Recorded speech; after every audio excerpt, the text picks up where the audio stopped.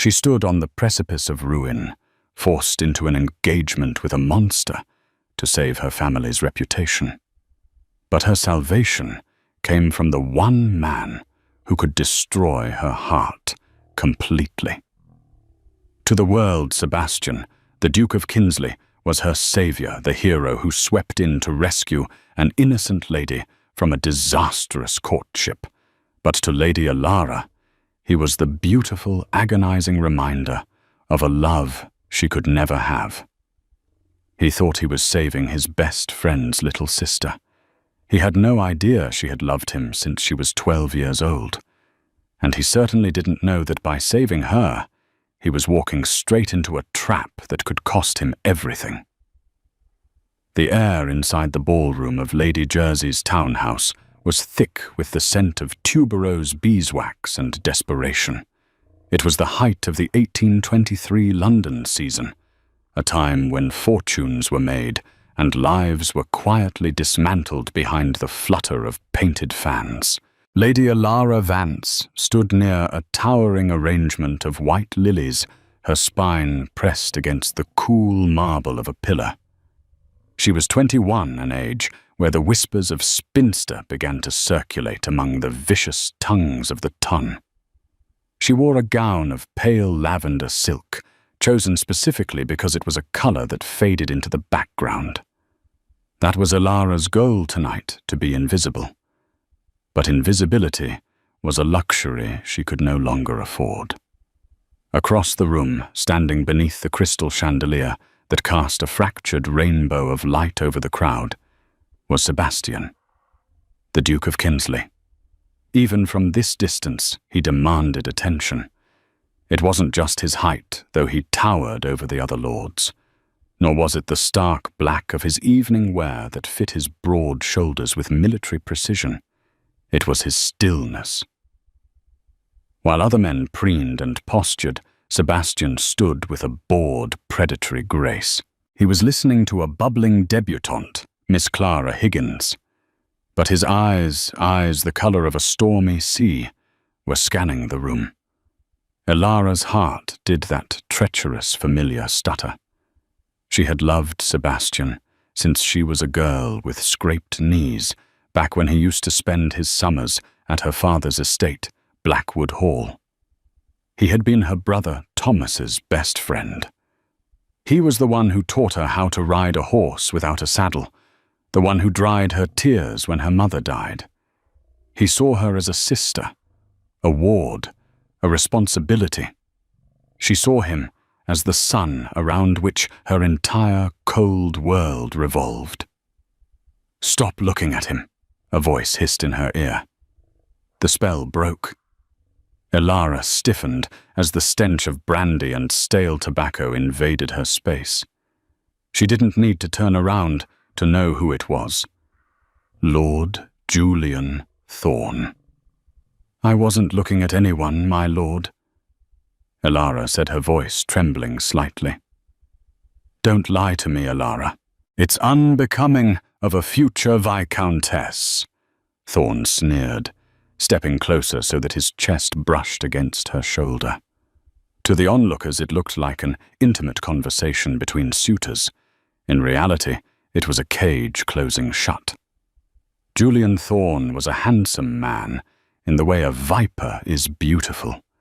He had slick dark hair and a smile that didn't reach his eyes. He was wealthy, charming, and utterly sadistic, and he held the promissory notes that could send Alara's father, the Earl of Blackwood, to debtor's prison and leave her family destitute. "My father has not yet accepted your offer," Alara whispered, clutching her fan so tightly the ivory slats creaked. Thorne chuckled a low, wet sound. "Oh, my dear, your father has no choice. He gambled away the last of the unentailed land at White's 3 nights ago. I bought the debt. You marry me, or I call in the loan, and your family is thrown into the street. Your brother Thomas will lose his commission in the army. Is that what you want?" Alara felt the blood drain from her face.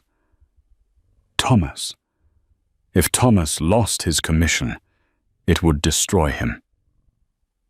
"You are cruel, my lord," she breathed. "I am pragmatic." Thorn replied, his hand sliding down to grip her upper arm, his fingers digging into the tender flesh, hard enough to bruise. "Smile, Elara. The Duke is looking this way." Elara's eyes snapped back to Sebastian. He had stopped listening to Miss Higgins. His gaze was locked on Elara. His brow furrowed. He took a step forward. "Do not let him come over here." Thorn warned, tightening his grip until Elara gasped. "If he interferes, if you give him even the slightest hint of our arrangement, I will ruin him too. I know about the Kinsley scandal his father tried to bury. I will drag his family name through the mud." Elara's breath hitched.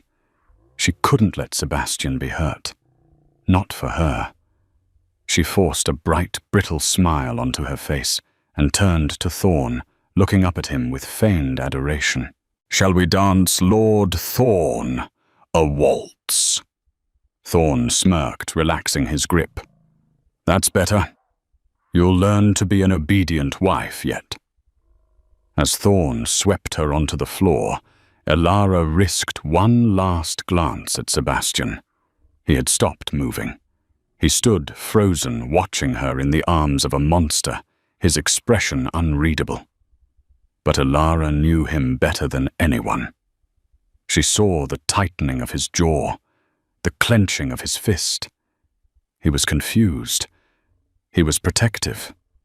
"Please, Sebastian," she prayed silently as Thorn spun her around, making her dizzy. "Stay away. For your own sake, just let me go." But the night was far from over, and the secrets buried in the Blackwood family ledger were about to collide violently with the Duke's honor. 2 weeks had passed since the ball at Lady Jersey's, and the noose around Elara's neck had tightened considerably. The setting was the annual garden party at the Marquis of Hale's estate in Richmond. The lawns were manicured to perfection, dotted with white tents and ladies in pastel muslins twirling parasols. It was a picturesque scene of English aristocracy at play. For Elara, it was a torture chamber. She sat on a stone bench near the rose garden, her hands folded demurely in her lap. She wore long gloves, despite the heat, to hide the finger-mark bruises Thorn had left on her wrist 2 days prior, when she had hesitated to pour his tea. "You look pale, Elara." The deep, resonant voice vibrated through her chest. Elara jumped, looking up to see Sebastian standing over her. The sun was behind him, turning his dark hair into a halo, casting his face in shadow. He looked massive, imposing, and achingly familiar. "Your Grace," she said, reverting to formalities to keep the distance. "I am merely resting from the heat." Sebastian frowned. He didn't sit. He loomed. "Your Grace, since when am I not Sebastian to you?" "Elara. We played in the mud together." "We are not children anymore," she said softly, looking at the roses, "and I am soon to be a married woman." The silence that followed was heavy. "Thorn." Sebastian said the name like a curse. "Thomas wrote to me from the continent. He's worried. He says you haven't written to him in months." I have been busy. Busy courting a man who has a reputation for breaking horses and women with equal enthusiasm." Sebastian's voice dropped low and dangerous. He crouched down so he was eye level with her. "Elara, look at me." She refused. If she looked at him, she would cry. And if she cried, she would tell him everything. "Elara." He reached out, his large, warm hand covering hers. She flinched. It was a reflex born of the last few weeks of Thorn's conditioning. Sebastian froze. He slowly turned her hand over. He didn't pull off the glove, but he touched the spot where she had flinched. Did he hurt you? No, she lied quickly. I'm just jumpy. Please, Sebastian, you must leave. Lord Thorn will be back from the refreshment tent any moment. Let him come, Sebastian growled, standing up to his full height. I want to have a word with him. No. Elara stood up, panic rising in her throat. You don't understand. It's a love match. I love him. Sebastian stared at her.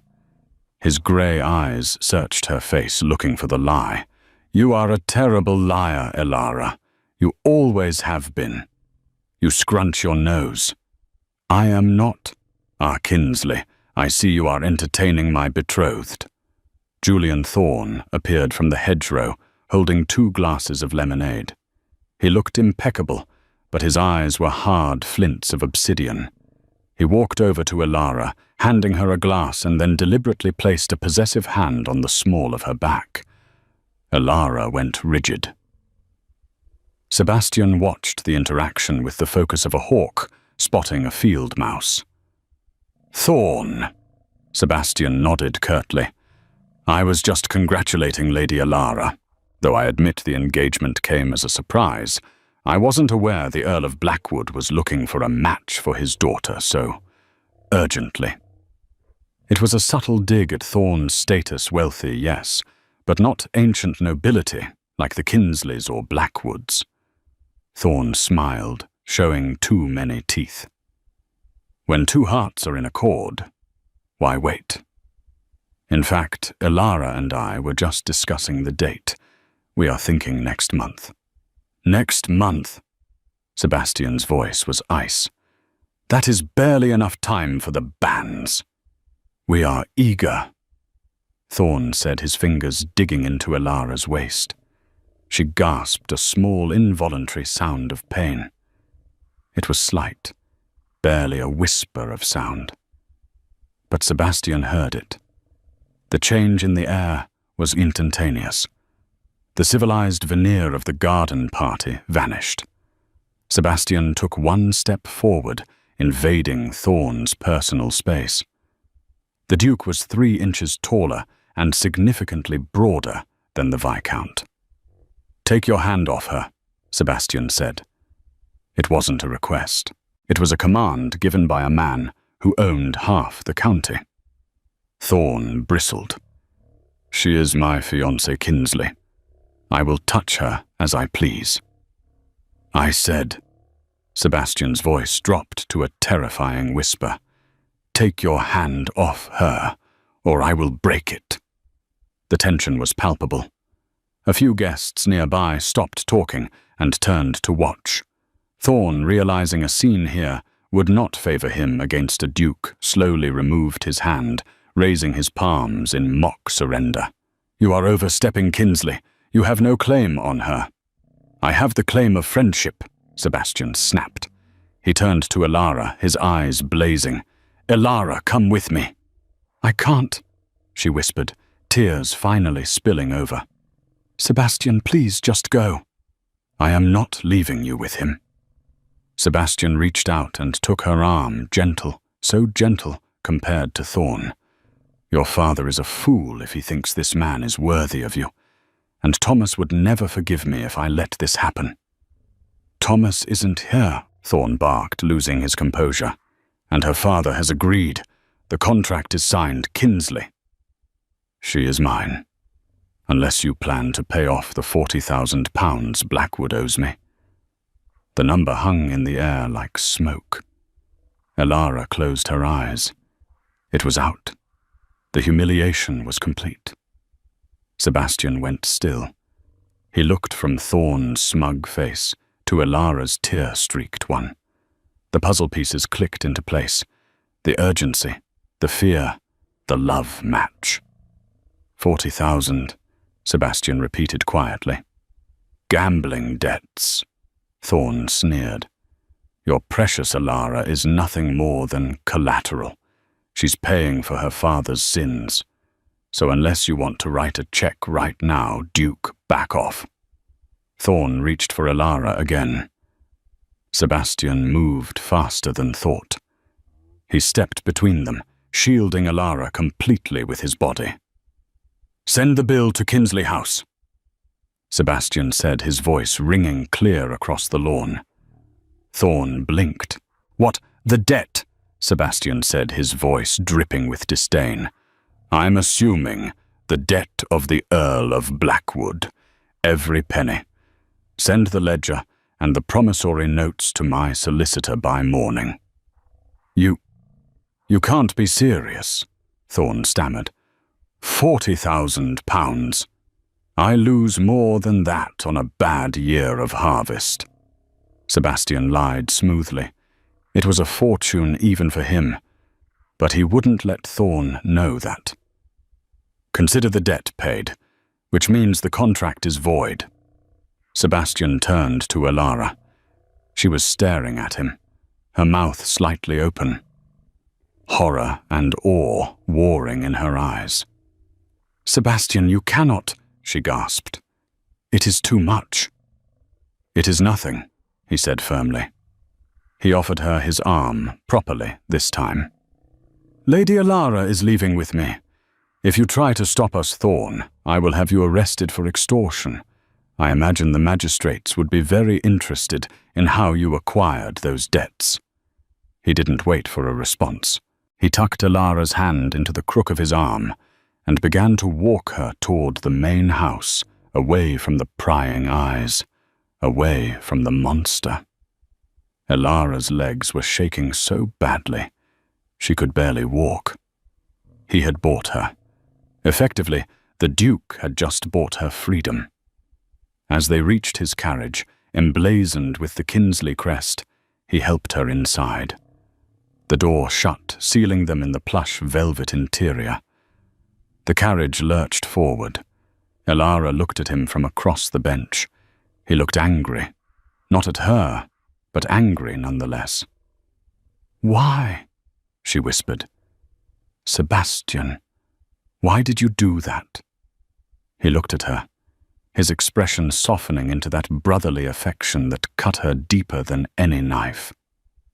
"Because Alara," he sighed, running a hand through his hair. "Thomas made me promise to look after you. What kind of friend would I be if I let his little sister get sold to a brute like Thorne? Little sister." The words echoed in the carriage. He had saved her life. He had saved her honor. But as Alara looked at the man she loved, she realized he had unwittingly locked her into a new kind of prison, one where she would be forever indebted to him, forever in his shadow, and forever viewed as the child he had to protect, rather than the woman who wanted to love him. "Thank you," she said, turning her head to look out the window, so he wouldn't see the fresh tears falling.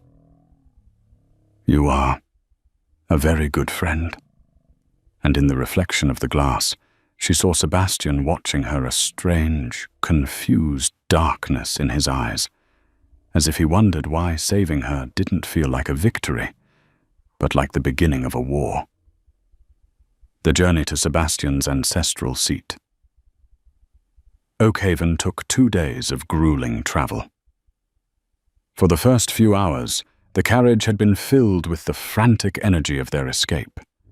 But as the smog of London gave way to the rolling green hills of the countryside, a heavy, suffocating silence settled between them. To the outside world, Oakhaven was a paradise, a sprawling estate of honey-colored stone nestled in a valley of ancient oaks and weeping willows. To Alara, as the carriage crunched over the gravel drive, it felt like a different kind of cage. A gilded one, certainly, but a cage nonetheless. She was no longer a guest here. She was a debtor. A charity case. "We have arrived," Sebastian said. His voice was rough, likely from hours of not speaking. He stepped out first, ignoring the footman, and turned to offer her his hand. His grip was firm, his leather glove warm against her skin. When Alara stepped down, her knees buckled slightly, a delayed reaction to the adrenaline of the garden party. Sebastian caught her instantly. His arm banded around her waist, pulling her flush against his chest to steady her. For a heartbeat time suspended, Elara could smell the scent of him rain sandalwood and the faint, crisp starch of his cravat. She looked up, and for the first time in years, she saw Sebastian not as her brother's friend, but as a man. His pupils were blown wide, his gaze dropping to her lips before snapping back up to her eyes with a start. He released her abruptly, stepping back as if burned. "Mrs. Halloway has prepared the blue suite for you," he said, his tone clipped and professional. "It has the best view of the lake. You should rest. We will speak at dinner." He strode into the house without waiting for her, leaving Elara standing in the driveway, shivering in the cool breeze, her heart aching with a fresh, sharp pain. He was already regretting it. She was sure of it.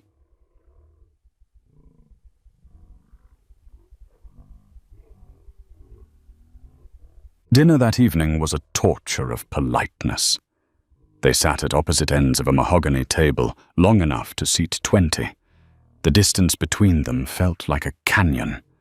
Candlelight flickered against the portraits of Sebastian's ancestors, stern dukes who looked down on Elara with judgment. "The solicitor sent word ahead of us," Sebastian said, cutting into his pheasant. He didn't look at her. "The debt has been settled. Thorn has accepted the transfer of funds. You are free of him, Elara." Elara stared at her untouched plate. "I am not free, Sebastian. I have merely traded one master for another. Now I owe you." Sebastian dropped his fork. The clatter echoed loudly in the cavernous room. "Is that what you think this is? You think I bought you? You paid £40,000, she whispered, forcing herself to meet his angry grey eyes. "My father cannot repay that. Thomas cannot repay that. I have no dowry left.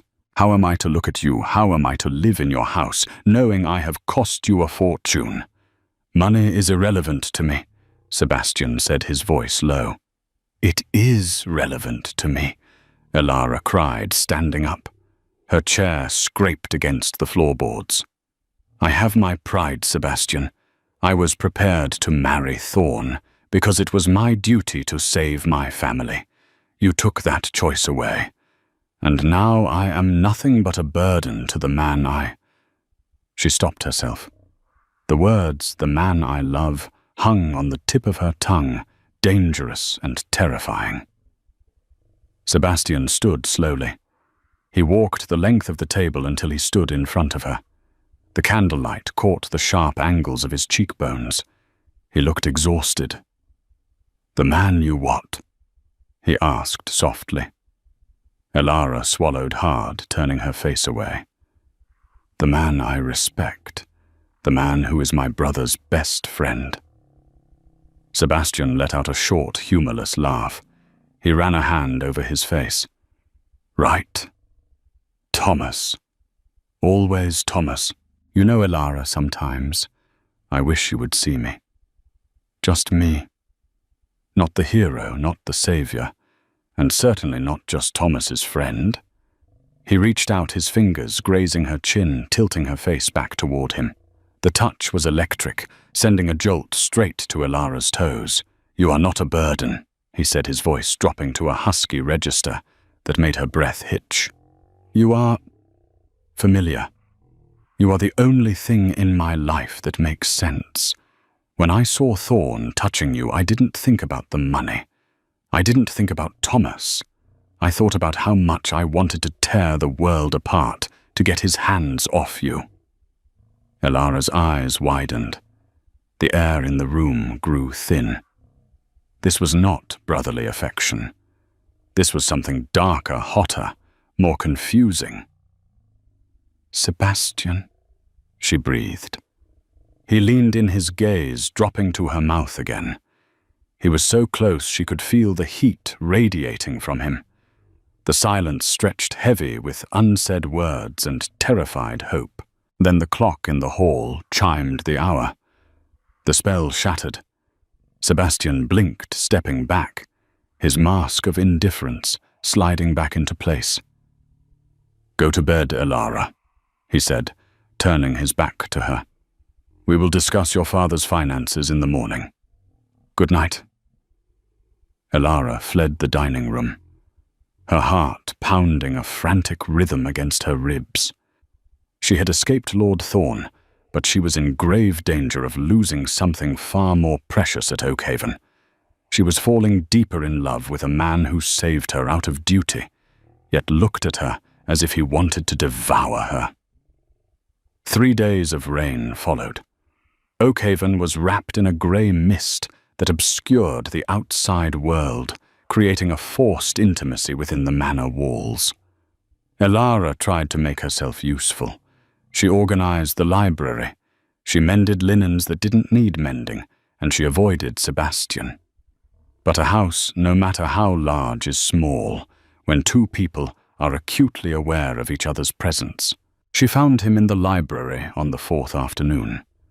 He was standing by the window, staring out at the rain, a glass of amber whiskey in his hand. He hadn't heard her enter. Elara took a moment to study him. He had abandoned his formal coats for a simple white shirt, the sleeves rolled up to reveal strong forearms. He looked younger like this, less like the imposing duke, and more like the boy who used to catch frogs with her in the creek. "It stopped raining," she said softly. Sebastian didn't jump. He turned slowly, swirling the liquid in his glass. "So it has, though the roads will be mud for days. We are stuck here a while longer, I'm afraid." "I don't mind," Elara said, and she meant it. Despite the tension, being here, safe, warm, near him, was the closest thing to happiness she had known in months.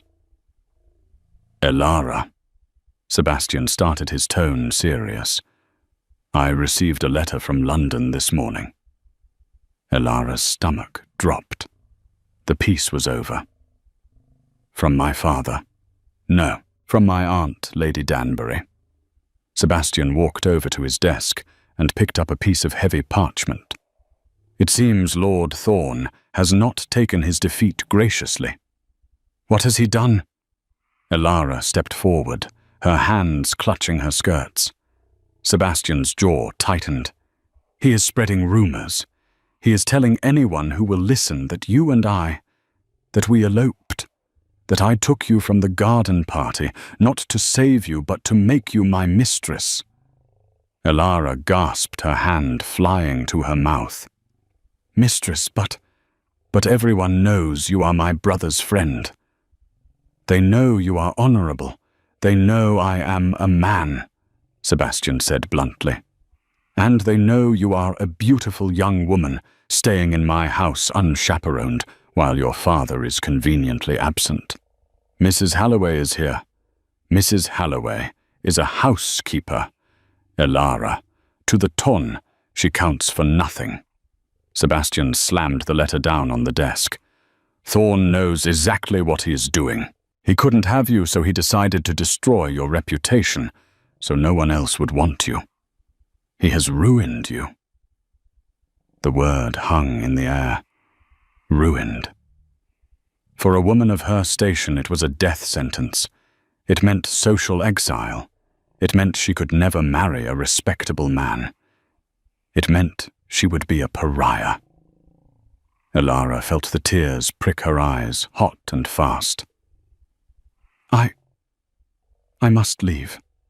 I cannot stay here. If I leave now, perhaps the rumors will die down. I can go to my cousin in Yorkshire. "You are not going anywhere," Sebastian commanded.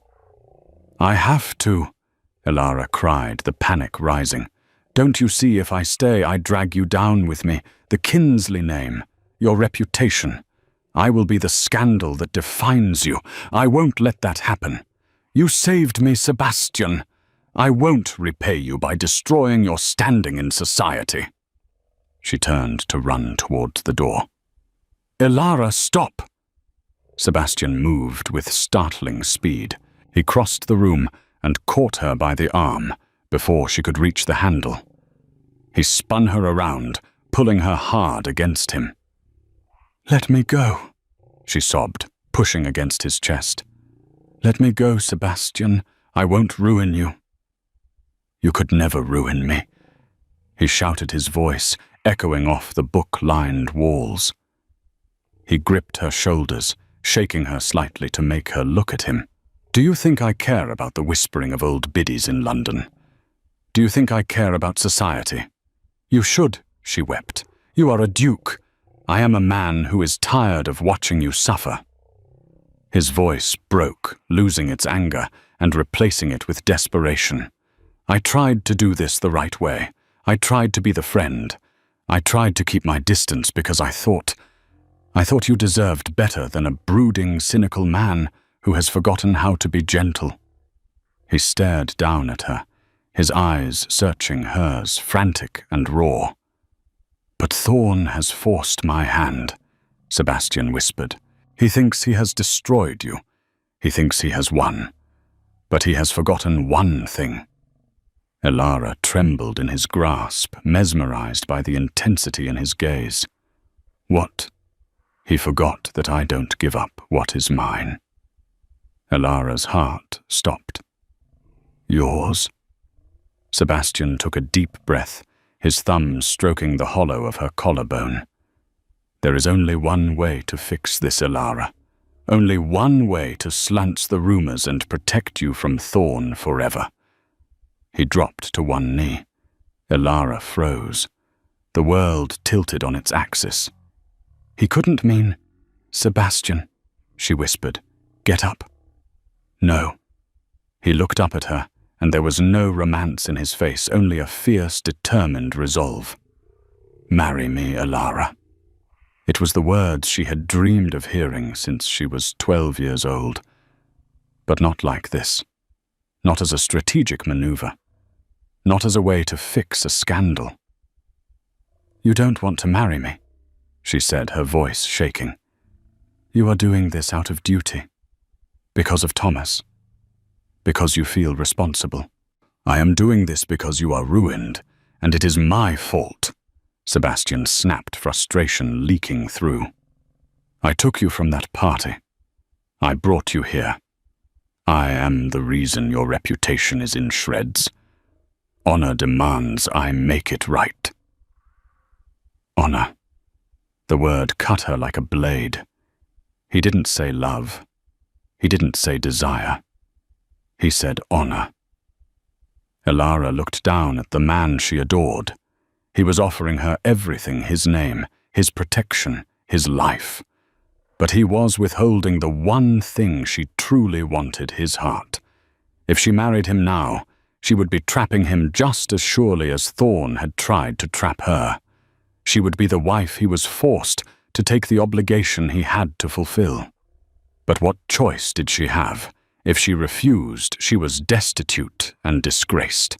If she accepted, she would be safe, but she would have to live every day, knowing her husband saw her as a duty.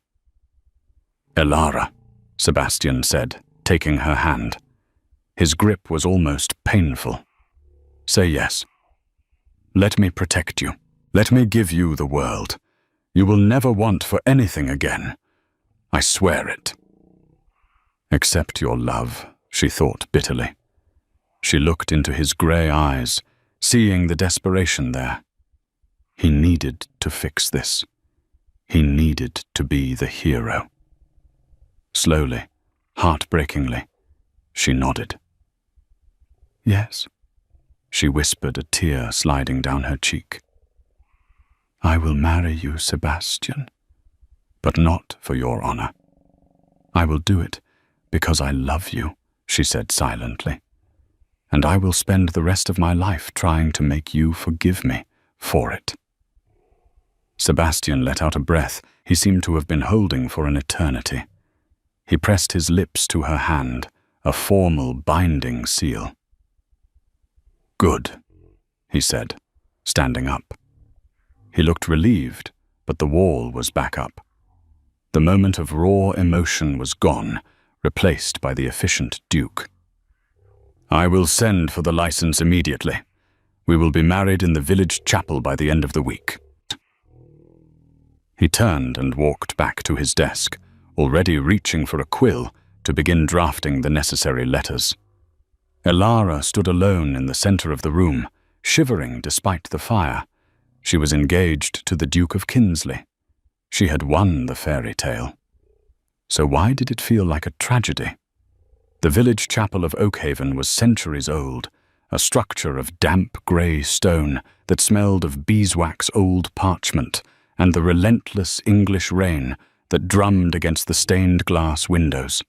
There were no guests, no sea of bonneted ladies whispering behind fans, no gentlemen making wagers on the longevity of the union.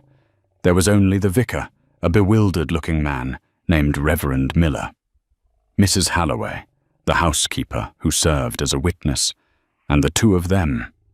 Elara wore a dress of cream silk that Mrs. Halloway had hastily altered from one of Sebastian's grandmother's trunks.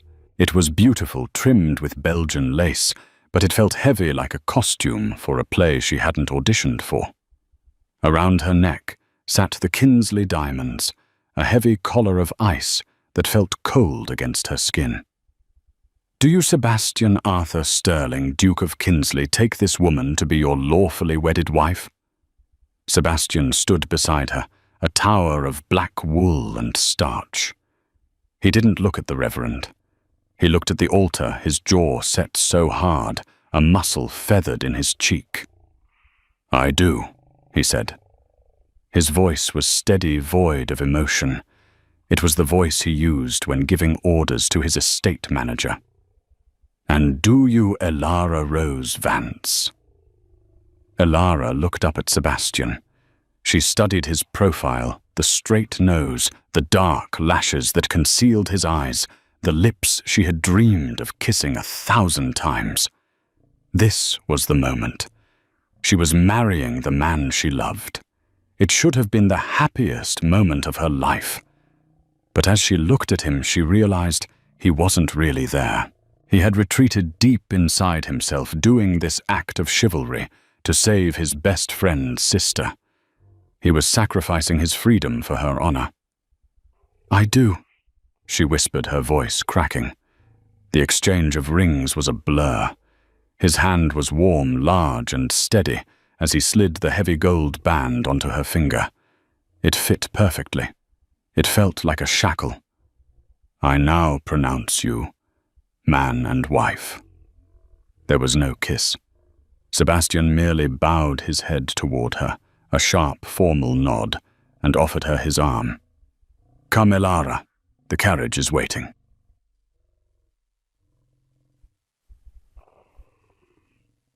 The drive back to the manor was silent. The rain lashed against the windows, sealing them into a grey twilight. Sebastian sat opposite her, staring at the floor. He was twisting his signet ring, a nervous habit she remembered from their childhood, but one she hadn't seen in years. "Are you cold?" he asked, suddenly, his voice startlingly loud in the small space. "No, Your Grace. I am fine." He flinched. "Sebastian. Please. When we are alone, it is Sebastian." "Sebastian," she corrected, looking down at her hands. "I am sorry." "For what?" "For this," she gestured vaguely between them. "For trapping you. I know you had plans. I know you wanted to marry for different reasons. Perhaps a love match in time." Sebastian looked up, his eyes dark and unreadable. A flash of something, anger crossed his face before he smoothed it away. "We do what we must, Elara. There is no use dwelling on what-ifs. You are my wife now. You are safe. That is all that matters. Safe. Not loved. Not wanted. Safe." Night fell over Oakhaven with a suffocating weight. The master suite had been prepared. It was a cavernous room dominated by a massive four-poster bed draped in heavy blue velvet. Elara sat at the vanity wearing her nightgown, a delicate thing of white cambric. Her hair was brushed out, falling in chestnut waves down her back. Her heart hammered against her ribs like a trapped bird. She knew what happened on a wedding night. Her mother had explained it vaguely years ago, and the whispers of the other debutantes had filled in the gaps. It was a duty, a surrender. But with Sebastian, the thought of his hands on her skin made her flush with a mixture of terror and overwhelming desire. She wanted him to touch her. She wanted him to claim her, to break the wall between them, even if it was just for one night. The door handle turned. Elara stood up, her hands clutching the back of her chair. Sebastian entered. He had discarded his jacket and cravat, his white shirt open at the throat, revealing the hollow of his neck.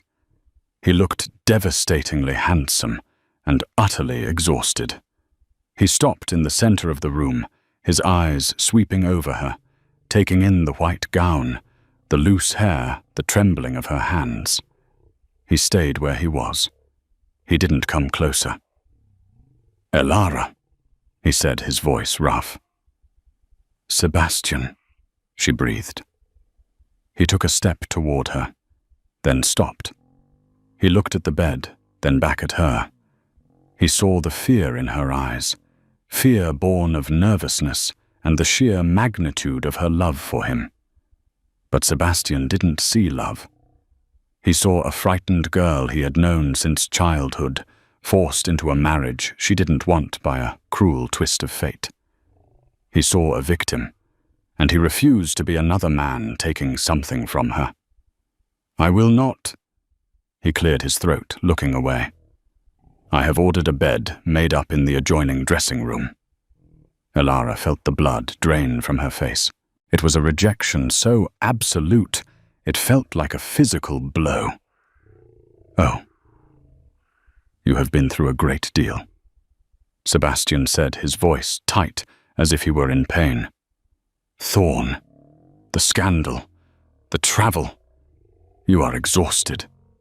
And I—" He looked at her again, his eyes burning with a restraint that looked like coldness. "I would not impose myself on you.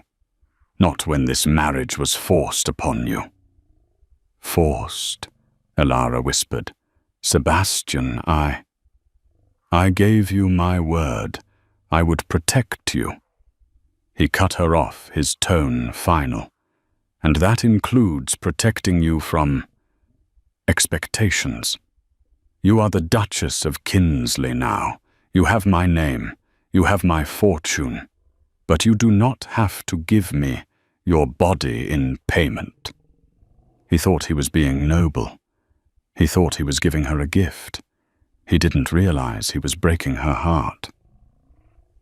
"I see," Elara said, her voice hollow. She blew out the candle on the vanity so he wouldn't see the tears welling up. "You are very kind, Sebastian. Thank you. Good night, Elara." He turned and walked into the dressing room, closing the door firmly behind him. Elara stood in the darkness of the bridal chamber, listening to the click of the latch. She climbed into the massive, cold bed alone, pulling the quilt up to her chin, and wept until she fell into a restless sleep, dreaming of a husband who was just on the other side of a wooden door, yet 1,000,000 miles away. A month passed. The summer turned to early autumn, painting the leaves of Oakhaven in shades of russet and gold. To the servants, the Duke and Duchess appeared the picture of domestic tranquility. They dined together. They walked the grounds together. They attended church on Sundays. But inside the house, the air was thick with things left unsaid. They had settled into a polite, agonizing routine. They were roommates who treated each other with the terrifying courtesy of strangers. Sebastian slept in the dressing room every night. He never touched her, save for a polite hand on her elbow, to guide her over a rough patch of ground. Elara played the part of the perfect duchess. She managed the menus, she checked the linens, she wrote thank you notes for wedding gifts sent by confused relatives. She smiled until her face ached, but she was fading. The strain of loving him in silence, of seeing him every day across the breakfast table and knowing he didn't want her, was carving her out from the inside. One Tuesday afternoon, the weather turned violent. A storm battered the estate, trapping them indoors. Elara sat in the library, attempting to read a book of poetry, but the words swam before her eyes. Sebastian was at his desk, reviewing ledger books. The scratching of his quill was the only sound in the room louder than the thunder outside. "Thomas wrote," Sebastian said, suddenly not looking up from his papers. Elara jumped. "Oh, is he well?" "He is in Paris. He has heard the news." Sebastian finally looked up. His eyes were shadowed dark circles, testifying to his own sleepless nights.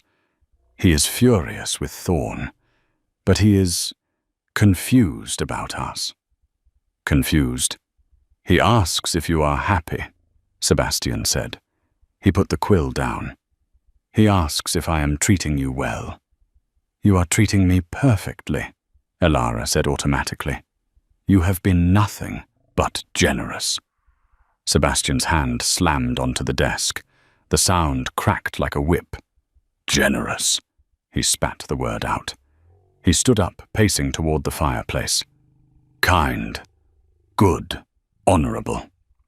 I am sick of these words, Elara. I am sick of your gratitude." Elara stood up, the book slipping from her lap to the floor. "I don't understand. Would you prefer I be ungrateful?" "You saved my life, Sebastian. I owe you everything." "Stop saying you owe me." He spun around, his face contorted with a sudden terrifying flash of emotion. "Do you think that is what I want? A wife who looks at me like a banker she is indebted to? I don't look at you like that. Then how do you look at me?" He stalked toward her, closing the distance until he was towering over her. "You look at me with those sad, wide eyes, walking on eggshells, afraid to speak, afraid to breathe. You act as though you are a prisoner here." "I am not a prisoner," she argued, her own temper finally flaring. "I am trying to be what you need. I am trying to be the invisible, convenient wife so you don't regret your sacrifice." "My sacrifice?" Sebastian laughed, a harsh, bitter sound. "Is that what you think this is, a martyrdom? You didn't want this." Elara shouted, the tears finally spilling over. "You didn't want me. You wanted to be free. You wanted a love match. Instead, you got your best friend's little sister because you were too noble to let her be ruined. And now you can't even bear to sleep in the same room as me." The silence that followed was deafening. The thunder outside rumbled low and menacing. Sebastian stared at her, his chest heaving. He looked like a man who had been struck. "Is that why you think I stay away?" he whispered. "Because I don't want you." "Why else?" Elara sobbed, wrapping her arms around herself. "You haven't touched me. You barely look at me. You treat me like fine china. Valuable, but cold. I know I am not the woman you would have chosen, Sebastian. I know I am plain compared to the ladies in London, and I know I am a burden. But you don't have to be so cruel as to pretend I don't exist." Sebastian let out a low growl, something feral and desperate. "Plain," he said, stepping closer. "You think you are plain?" He reached out, grabbing her upper arms, pulling her to him. This wasn't the gentle touch of the last month. This was firm, possessive. "I stay away, Elara, because if I don't, I will lose my mind." He hissed, his face inches from hers. "I stay in that damned dressing room, staring at the ceiling every night, listening to you breathe. Because if I came into that bed, I wouldn't be able to stop myself, and I refused to take advantage of a woman who only married me out of fear. Elara blinked, her breath hitching. What?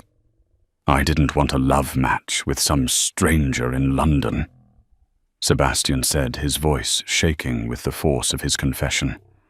I have compared every woman I have ever met to you, and they have all fallen short. I have wanted you since you were 18 years old, Elara.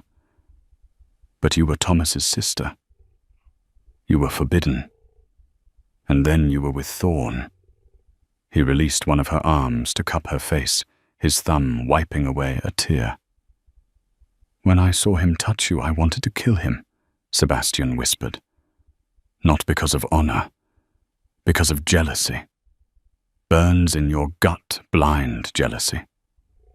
I didn't save you because it was the right thing to do. I saved you because the thought of you belonging to anyone else tore me apart. Elara stared at him, her world tilting, rearranging itself into a new, dazzling picture. You wanted me. I burn for you. He admitted the words ragged. But you looked so terrified at the wedding. You looked so tapped. I thought you hated me for forcing this on you. I thought the only way I could redeem myself was to give you space, to leave you alone. I wasn't terrified of you, Elara whispered, a tremulous smile breaking through her tears.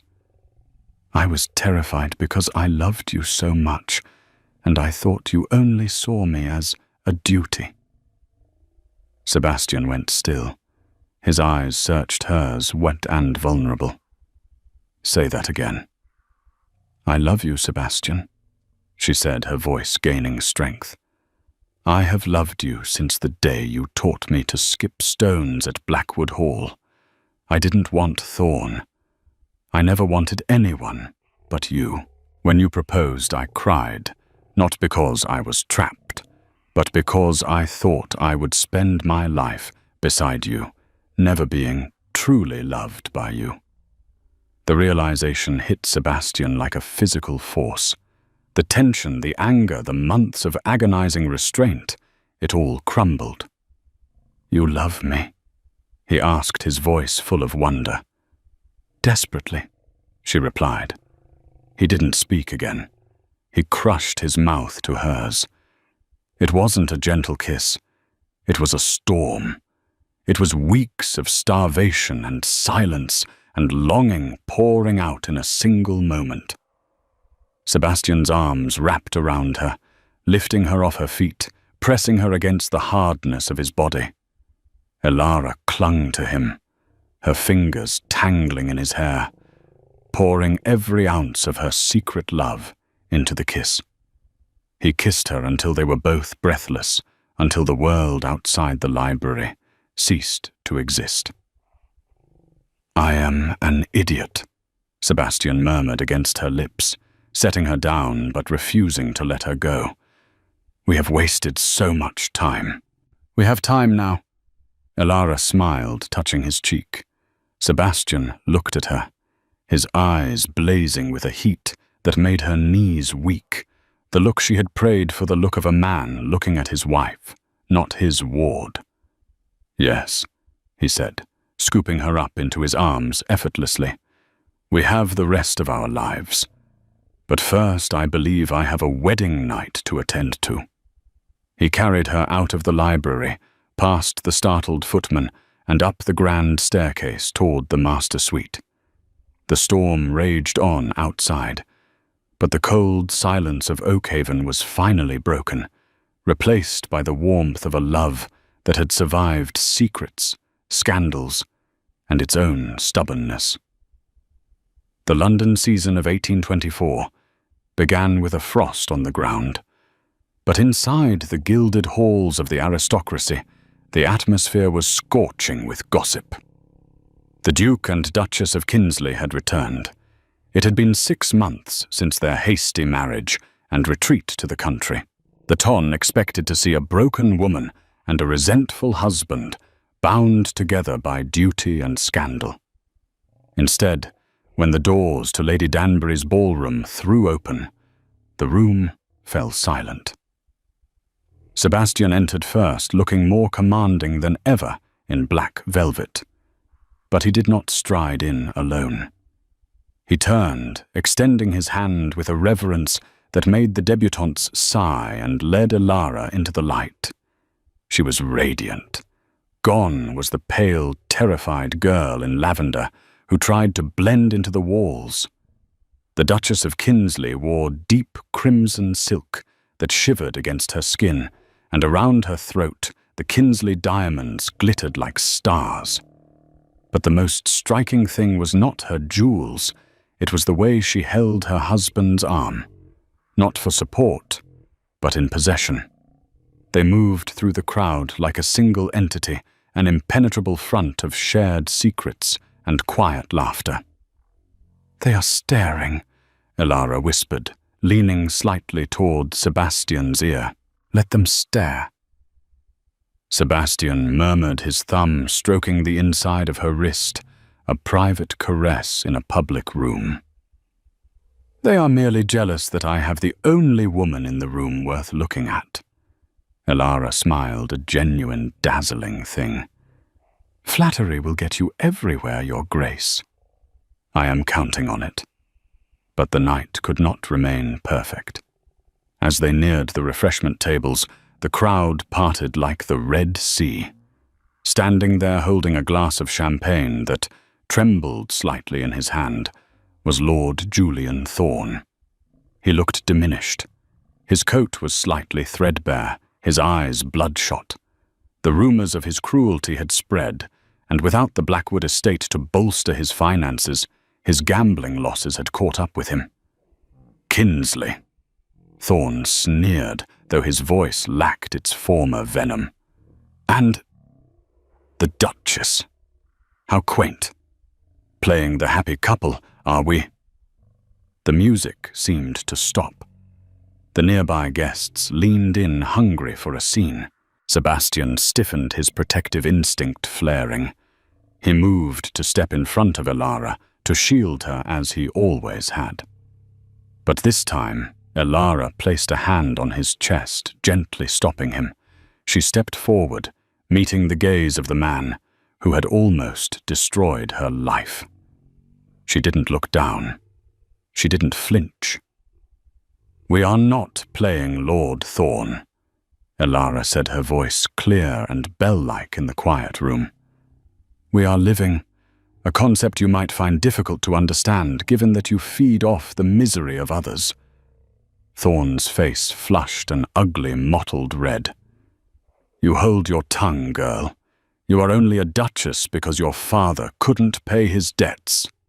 And you," Sebastian's voice cut in low and lethal, "are only a free man, because I haven't yet handed over the file on your illegal gaming hells to the magistrate." Thorne paled, the glass slipping from his fingers to shatter on the floor. "I know about the loaded dice, Thorne," Sebastian continued, stepping up beside his wife, his arm wrapping around her waist like a band of iron. "I know about the extortion rings. I suggest you leave London tonight. If I see you near my wife again, I won't call the magistrate. I will handle you myself." Thorne looked around the room. He saw no allies. He saw only the icy disdain of the society that worshipped power and the united, unbreakable wall that was the Duke and Duchess. Without a word, Thorne turned and fled, disappearing into the crowd like a rat scurrying into the shadows. Elara let out a breath she hadn't realized she was holding. Sebastian looked down at her pride, warring with concern in his eyes. "Are you all right?" he asked softly. Elara looked up at him. She thought of the fear she used to feel, the cage she had almost walked into. Then she looked at the man who had broken the cage, not just with his money, but with his heart. "I am perfect," she said. Later that night, in the privacy of their London townhouse, the crimson dress lay in a heap on the floor.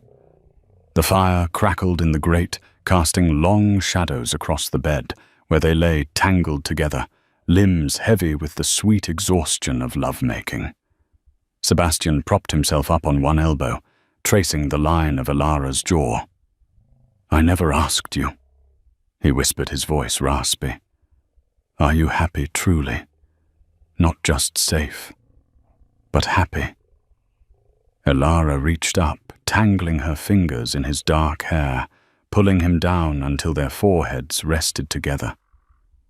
"Sebastian," she murmured, "you saved me from a disastrous courtship. You saved my family from ruin. But the day you stopped being my brother's friend and started being my husband, that was the day you saved my soul. I love you, more than history will ever know." Sebastian kissed her a slow, deep seal of a promise kept. "And I love you, Ilara, my sanctuary, my wife." Outside, the London wind howled cold and bitter, but inside everything was warm, and the disastrous courtship was nothing more than a distant memory, a dark path that had led them finally into the light. And that is the story of Lady Ilara and the Duke of Kinsley. It's a reminder that sometimes the greatest love stories aren't the ones that begin with fireworks and poetry, but the ones born from silence duty, and the courage to see the truth standing right in front of you. Sebastian thought he was saving Ilara from the world, but in the end, it was Ilara's love that saved him from a life of loneliness. They proved that even a marriage that begins as a rescue mission can end as a masterpiece of the heart. Thank you so much for listening to this story. If Ilara and Sebastian's journey touched your heart, please give this video a like. It really helps the channel grow. I have a question for you. Do you think Sebastian should have told Ilara about his feelings sooner, or was his silence necessary to protect her? Let me know your thoughts in the comments below. And if you want more stories of historical romance, scandal, and true love, make sure to hit that subscribe button and turn on the notification bell so you never miss a new upload. Until next time, keep believing in love.